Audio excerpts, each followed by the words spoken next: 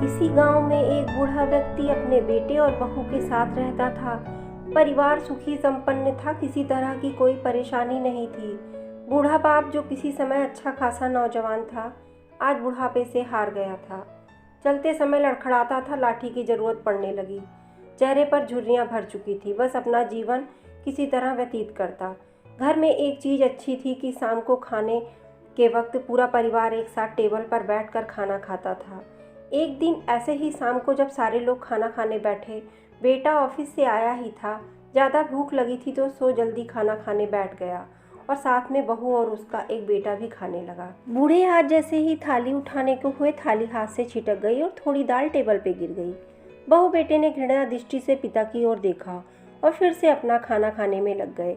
बूढ़े पिता ने जैसे ही अपने हिलते हाथों से खाना खाना शुरू किया तो खाना कभी कपड़ों पे गिरता, कभी जमीन पर। बहू चिढ़ते हुए, हे राम, कितनी गंदी तरह से खाते हैं, मन करता है इनकी थाली किसी अलग कोने में लगवा देते हैं।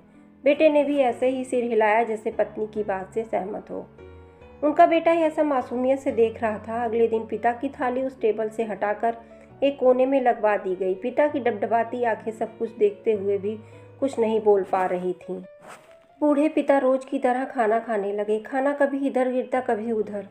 छोटा बच्चा अपना खाना छोड़कर लगातार अपने दादा की तरफ देख रहा था। माँ ने पूछा, क्या हुआ बेटा, तुम दादाजी की तरफ क्या देख रहे हो और खाना क्यों नहीं खा रहे हो? बच्चा बड़ा मासूमियत से बोला, माँ, मैं सीख रहा हूँ कि वृद्धों के साथ कैसा व्यवहार करते हैं। जब मैं बड़ा हो जाऊँगा और आप लोग बूढ़े हो जाओगे तो मैं भी आपको इसी तरह कोने में खाना खिलाया करूँगा। बच्चे के मुंह से ऐसा सुनते ही बेटे और बहू दोनों कांप उठे। शायद बच्चे की बात उनके मन में बैठ गई थी, क्योंकि बच्चे ने मासूमियत के साथ एक बहुत बड़ा सबक दोनों लोगों को दिया था। बेटे ने जल्दी से आगे बढ़कर पिता को उठाया और वापस टेबल पे खाने के लिए बिठाया, और बहू भी भागकर पानी का गिलास लेकर आई कि पिताजी को कोई दिक्कत ना हो। दोस्तों, इस कहानी से शिक्षा मिलती है कि माँ बाप दुनिया की सबसे बड़ी पूंजी है। आप समाज में कितनी भी इज्जत कमा लें या कितना भी धन इकट्ठा कर लें, क्योंकि माँ बाप से बड़ा धन इस दुनिया में कोई नहीं है।